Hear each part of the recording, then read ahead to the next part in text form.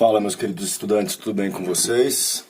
Estamos aqui de novo para continuar falando sobre a Comunidade dos Estados Independentes. Perfeito? Lembrar que a Comunidade dos Estados Independentes surge lá no Tratado de Minsk. E esse Tratado de Minsk é o que põe fim à antiga União Soviética e vai dar origem ali às 15 repúblicas independentes. Perfeito? Ou seja, começamos a falar da era pós-soviética. Tivemos nosso primeiro vídeo, onde apresentamos uma introdução breve sobre a SEI, as características principais desta organização, e hoje vamos falar de alguns detalhes e alguns outros pontos essenciais. Falamos já também no primeiro vídeo que a gente separa o ex-espaço soviético em repúblicas bálticas, repúblicas europeias. Nas repúblicas europeias falamos do Cáucaso e os países da Ásia Central, perfeito? E vamos manter essa mesma organização aqui para ficar mais fácil para vocês. E lembrando que aqui é o professor Sérgio Coelho que está falando contigo. Bom, das repúblicas bálticas, a primeira coisa que a gente tem que nunca esquecer é que elas nunca integraram a SEI. E essas repúblicas bálticas só foram anexadas à União Soviética na Segunda Guerra Mundial, num acordo firmado entre a Alemanha e a União Soviética, aquele famoso acordo ou Pacto de Não Agressão Germano-Soviético, perfeito? Então, nunca integraram a SEI. Historicamente, há um distanciamento da Rússia e uma tentativa pós-91 de aproximação com a Europa.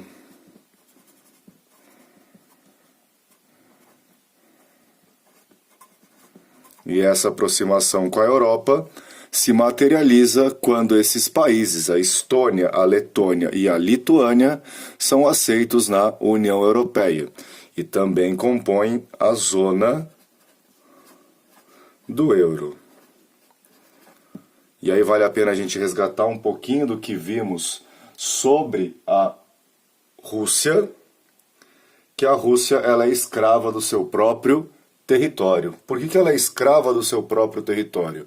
Porque é uma carência de saída para mares quentes.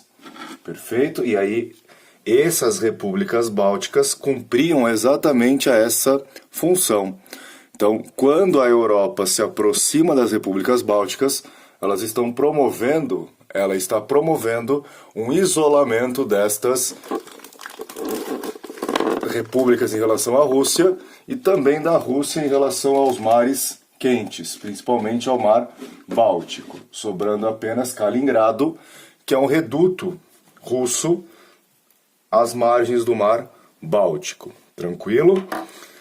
Das repúblicas europeias, a que merece mais destaque é a Ucrânia, porque a Ucrânia era a segunda maior república soviética,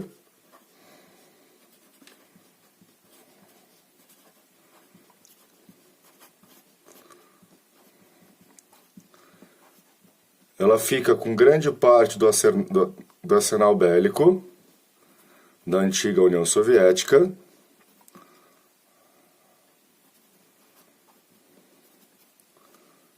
Vamos pôr aqui, ó, nuclear.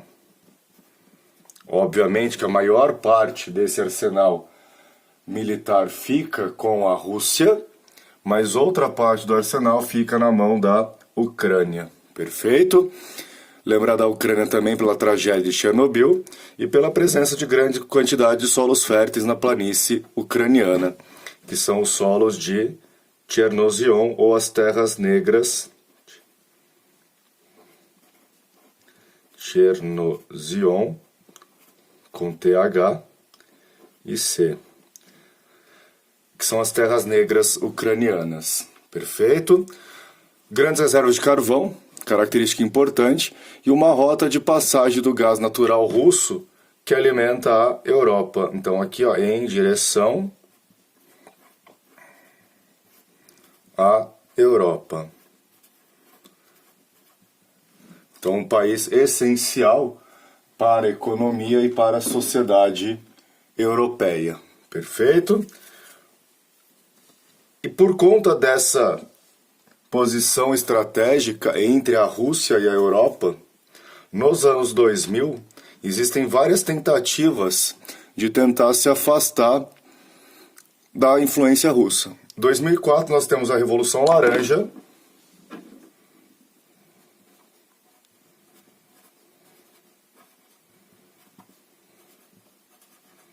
durante o processo eleitoral há uma tentativa de se afastar da Rússia, mas essa tentativa é frustrada, inclusive envolvendo envenenamento de candidatos à presidência, tensões bastante grandes ali. E em 2013 para 2014 nós temos a Euromaidan,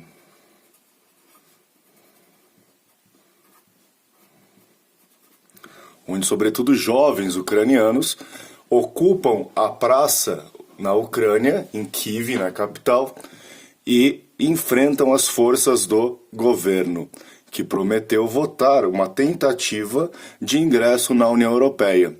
Só que essa tentativa e essa promessa não foi cumprida, o que levou a uma forte pressão popular. Ocuparam essa praça por 90 dias. E o resultado disso tudo é a fuga do então presidente em direção à Rússia. Tranquilo? E desde então a Ucrânia vem vivendo um racha interno entre o leste do país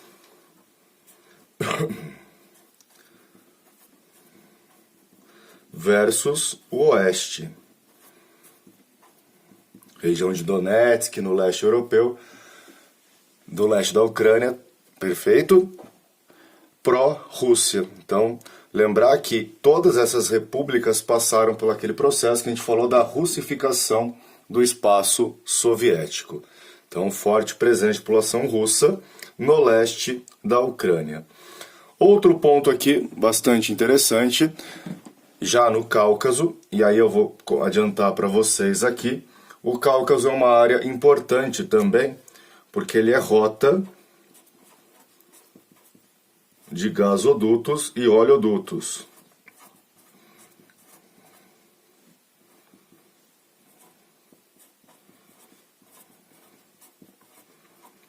Então, sempre que falar do Cáucaso, vocês obrigatoriamente vão lembrar de geopolítica energética. Perfeito? Então não se esqueçam disso. Questão energética.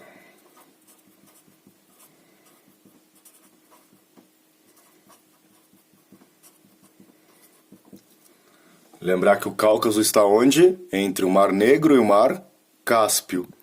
Perfeito? Desses países do Cáucaso, eu separei aqui pra gente a Geórgia, porque a Geórgia enfrentou um conflito com a Rússia em 2008 por conta de uma região autônoma chamada Ossétia do Sul. Na Ossétia do Sul, nós temos uma maioria russa. Em 2008, o governo da Ucrânia invade essa região. Então, uma invasão da região, que é ocupada majoritariamente por russos. Então, maior parcela de russos. E por conta desse ataque, o governo russo, em apoio à população russa da Ossétia do Sul, ataca a Geórgia. Consequência desse conflito, a Ossétia do Sul é reconhecida pela Rússia e pela China, pela Venezuela, como um país independente. E, obviamente, que para o resto do mundo não é reconhecida como uma república independente. Tudo bem? Outro ponto, 2008, a Geórgia se afasta da SEI. Então, a gente tem aqui o desligamento da SEI. Quem se desliga da SEI? A própria Geórgia. Tudo bem? Ainda no Cáucaso, nós temos outro ponto que está ligado a essa questão energética, que são novas e outras tensões separatistas. Aparece bem menos, tá, gente? Inclusive, é mais informação para vocês aí. Entre a Armênia e o Azerbaijão, uma região chamada Nagorno-Karabakh. É uma disputa histórica. E o Azerbaijão é uma ditadura do petróleo.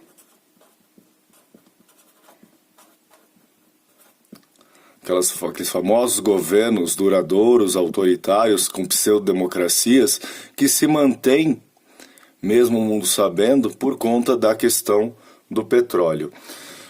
E aí a Armênia sofre novamente consequências territoriais e populacionais.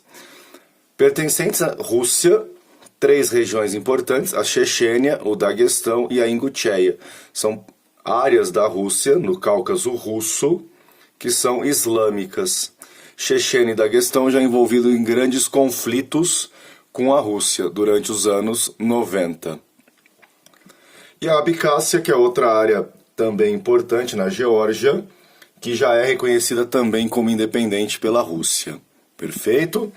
Para a gente fechar aí, não esquecer que a gente fala do Cáucaso, falamos de rota de oleodutos e gasodutos, que são o gás e o petróleo que saem dos países da Ásia Central, as antigas repúblicas soviéticas da Ásia Central.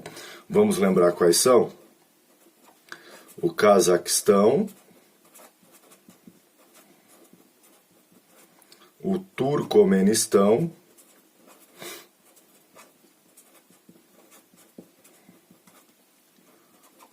o Quirguistão, ou atual Quirguízia, Uzbequistão,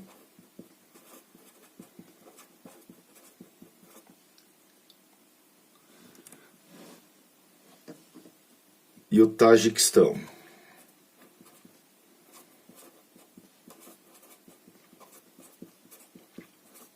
Tudo bem?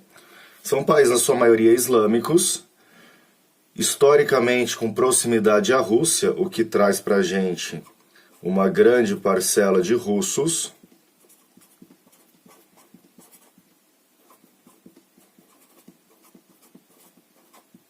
E uma área estratégica, porque ela faz parte da antiga Rota da Seda,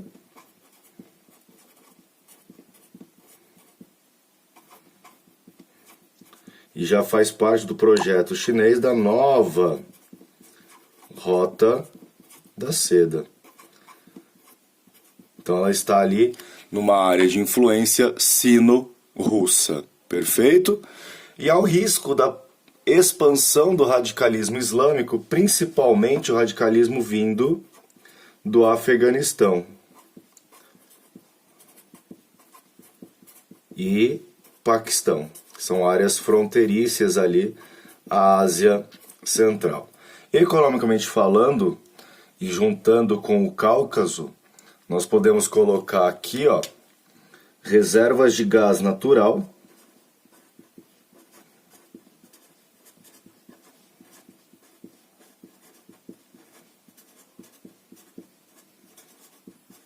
e petróleo. Perfeito?